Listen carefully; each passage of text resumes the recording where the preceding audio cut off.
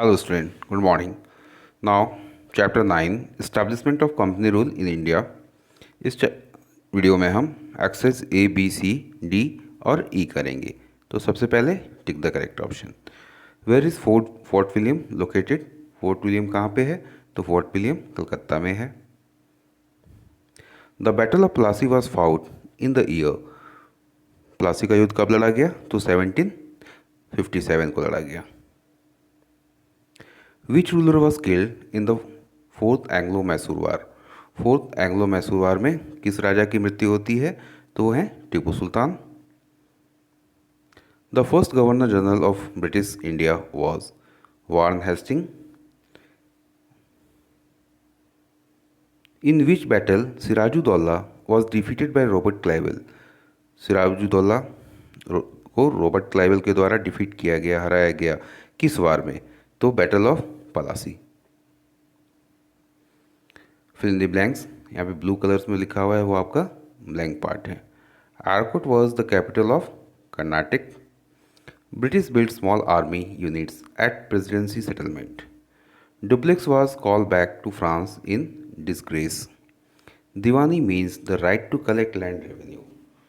Second Anglo Mysore war ended with the treaty of Bengaluru in 1784 में.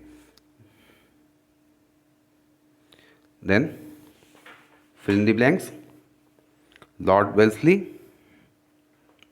Governor General of India in 1798. Tiger of Mysore, Tipu Sultan. Lord Dalhousie, Great Annexionist. Anwaruddin, Nawab of Carnatic. Mir Qasim, Nawab of Bengal. Now answer the following question. Which Portuguese explorer discovered the sea route to India? How did this mark the beginning of European era in India? किस Portuguese ने जो है India की खोज की थी? सी root, मैंने सी root को खोजा था. और इससे इस सी रूट को खोजने के बाद किस तरह का परिवर्तन आया था यूरोप में?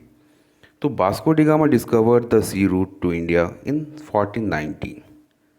In 17th century, a large number of Europeans, traders, adventurers, and missionaries came to India for earn a huge profit margin from trade. उसमें बहुत सारे मिशनरीज, एडवेंचरर्स, ट्रेडर्स, ये लोग भारत उनका आना जाना शुरू हुआ और धीरे धीरे उन्होंने व्यापार के साथ साथ हमारे ऊपर आधिपत्य जमाना शुरू कर दिया. Why did the European trading company set up trade center in coastal area? भाई यूरोपियन ट्रेडिंग कंपनी जो थी उन लोगों ने अपना जो भी सेटअप किया वो कोस्टल एरिया में ही क्यों किया? तो कोस्टल एरिया में सेटअप करने का मुख्य कारण था कि वहाँ से उनका ट्रांसपोर्टेशन इजीली वे में हो जाता था. European trading companies set up trade center in coastal area so that they can export goods from India at a cheaper rate and sell them in their country at a high price. सबसे पहले export item जो भी था वो ले जाते थे यहाँ से और अपने देश में उसको महंगे दामों में बेच देते थे. The coast sea route also made the trade easier and convenient. और सी रूट के माध्यम से जो था ट्रेड था इत्मीनान से हो रहा था भाई. Explain the policy of divide and rule adopted by the British. What was its impact on the Indian princess? अब डिवाइड एंड रूल पॉलिसी क्या थी और उसमें इंडियन प्रिंसेस को क्या इम्पैक्ट पड़ा? तो divide and rule policy is the policy under which the rulers divide the people in a small group so they can not rebel against the company. भाई छोटे छोटे लोगों को डिवाइड कर दो कि छोटे छोटे ग्रुप्स बच जाएं जिससे कि वो हमारा कंपनी का विरोध ना कर सकें. सबसे पहले कंपनी की ये पॉलिसी थी कि सबको भाई तोड़ के रखो. The Indian princess become more puppet in the hands of England. और भारतीय प्रिंस जो थे वो एक तरह से कठपुतली सरकार चला रहे थे, पपेट्स हो गए थे वो उनके हाथों के. Describe the cause and consequence of the first Carnatic war. पहले कर्नाटिक वार का क्या कारण था? ठीक है. The trouble erupted between France की कॉलोनी थी Pondicherry and British Madras at Arcot in 1746. The French attack Madras and occupy its under General Dupleix.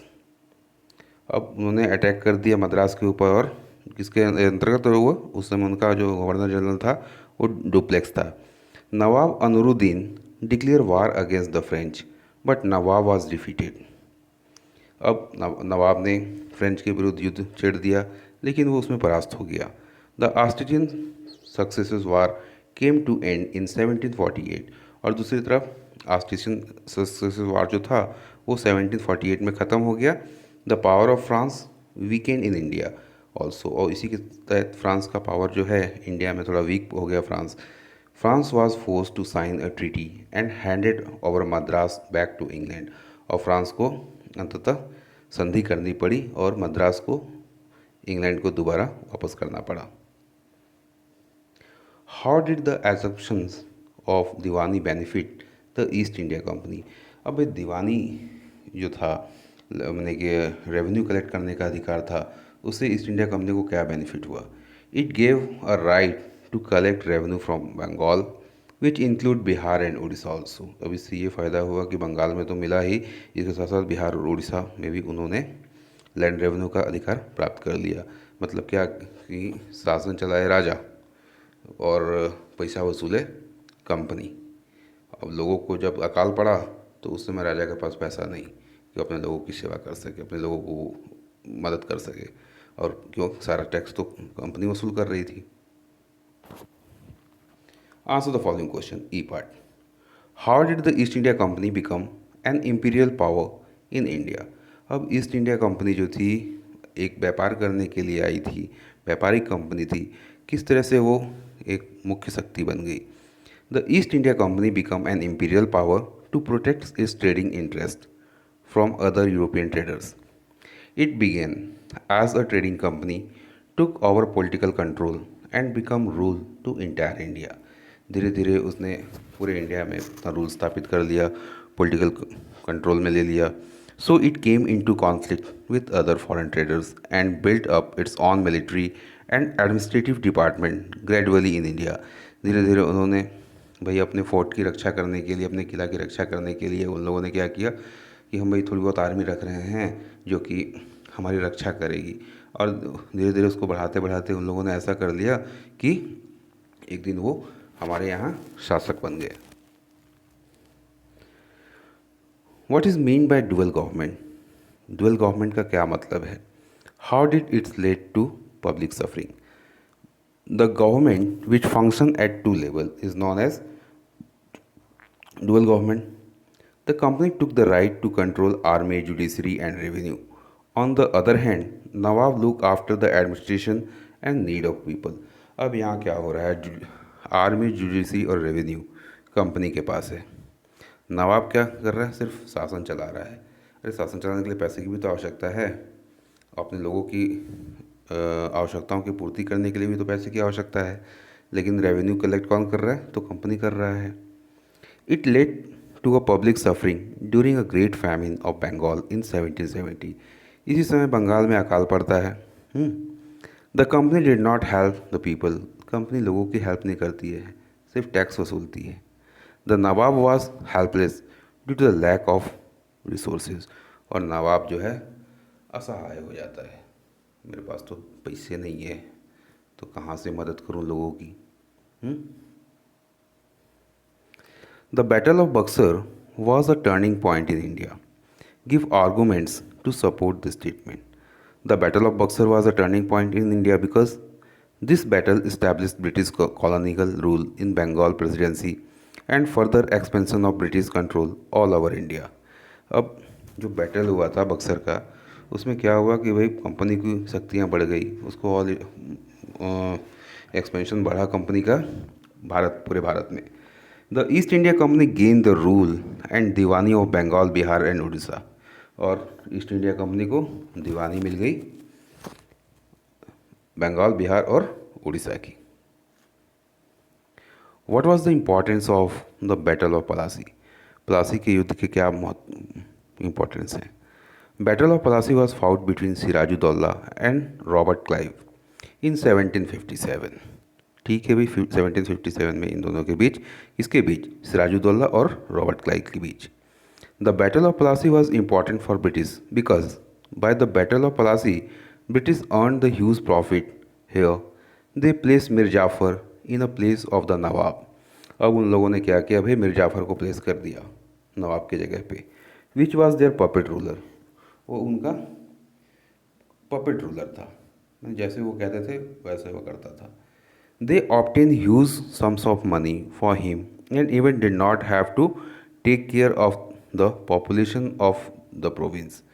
उनसे वो अच्छा खासा पैसा वसूल रहे थे वहाँ पे, और वो वहाँ की जनता को कोई हेल्प नहीं कर रहे थे। Now they could meet the cost of buildings, forts and palaces along with maintaining maintenance of the army. This revenue helped them also to increase their control. अब अच्छा पैसा कमाई शुरू हो गया, रेवेन्यू अच्छा आ रहा है, अपना मेंटेनेंस भी कर रहे हैं, आर्मी उर्मी सब रखा हुआ है, तो भाई इससे क्या हो रहा है कि शक्ति बढ़ रही है। Them also to increase their control over India within a short period of time, और बहुत कम समय में वो उनका कंट्रोल जो है पूरे भारत पर धीरे धीरे हो गया। तो वीडियो देखने के लिए धन्यवाद।